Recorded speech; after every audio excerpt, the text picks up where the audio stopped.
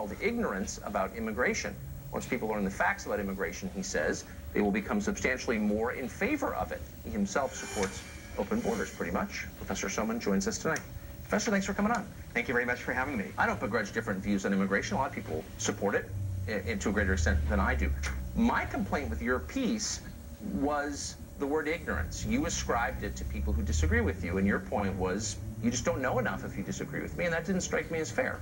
That's not true of everyone, but it is true of many people that if you look at survey data both here and in Europe, a lot of opposition to immigration, not all, but a lot is due to ignorance about things like the numbers of immigrants, whether or not they go on welfare, and whether they increase the crime rate or lower it.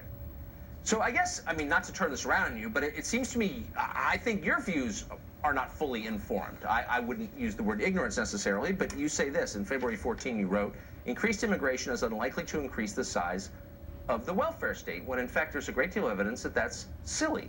Immigrants to this country take welfare at a higher rate than American citizens, and states with massive numbers of immigrants have much higher welfare rates than others, California being the most obvious example. So that's not an informed statement.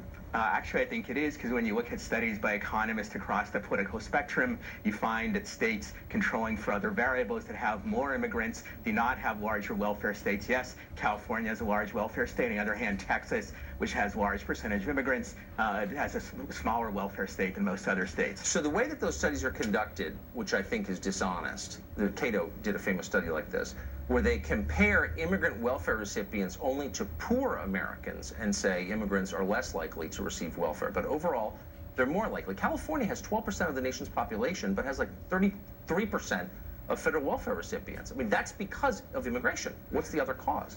Even if you compare just per capita welfare spending overall in states with more immigrants compared to those with less, those that have more do not have more welfare spending. That's what Cato and also various economic studies as well find. So even if you don't compare them just to Americans of the same income class or whatnot, if you just compare states with a lot of immigrants to those with less, you can get that same result. You can compare the immigrant groups too. I mean, look, part of the reason this is a silly debate is because it pretends all immigrants are the same.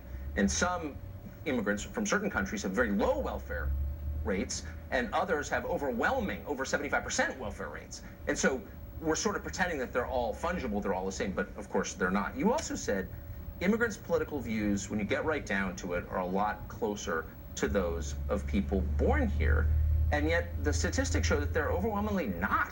65% of Hispanic immigrants vote Democrat. That's not the same as people who live here. They change the political balance of a state.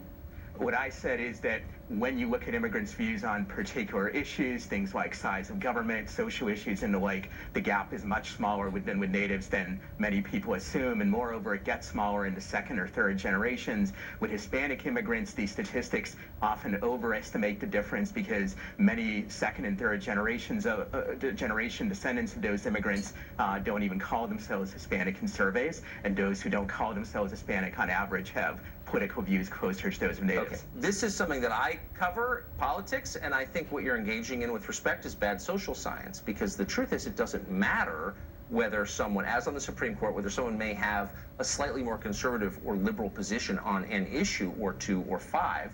What matters is who they vote for. So in California, for example, the state voted to ban gay marriage heavily with Hispanic support, but the state is, so I guess they would be conservative on that issue, but it's overwhelmingly Democrat to the point it's a one-party state because of Latin American immigration. So it actually doesn't have any effect. In other words, it's just a boon to the Democrats, period. And that's a change immigration law.